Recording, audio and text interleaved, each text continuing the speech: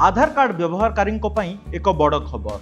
जदि आपणक आधार कार्ड को 10 वर्ष अधिक समय हो गलानी तेबे एही खबरटी केवल आपणक पई।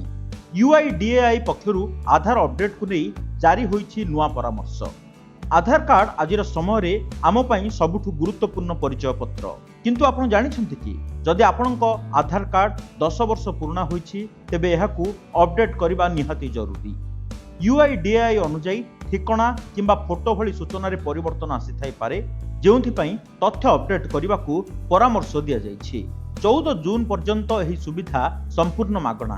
केवल ऑनलाइन माध्यम रे मागणा अपडेट सुविधा उपलब्ध।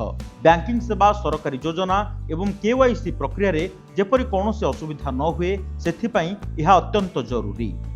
यहाकू अपडेट करबा भी अति सहज। आपण माई आधार पोर्टाल को जाई निज आधार नंबर सहाय्य रे लॉगिन करि परिबे।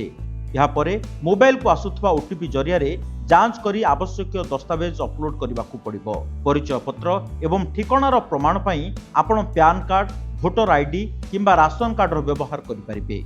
तेणु आ विलंब करंतु नाही। 14 जून पूर्वरु निजर आधार डॉक्यूमेंट को अपडेट करिनियंतु एवं समस्त सरकारी सुविधार लाभ उठांतु। ब्यूरो रिपोर्ट, ओडिशा संवाद।